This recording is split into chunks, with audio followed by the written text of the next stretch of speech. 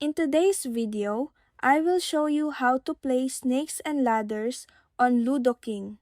To get started, launch the Ludo King app on your device. On the main menu, you'll see a few different game options.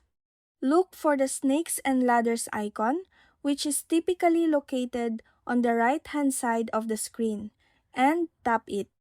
Next, you'll need to select your game mode. You can choose to play online against random opponents, play with friends in a private room, use pass and play for local multiplayer on one device, or go against the computer for some offline practice. Once you pick your mode and your token color, simply hit play. Once the match begins, take turns tapping the die to move your token across the board.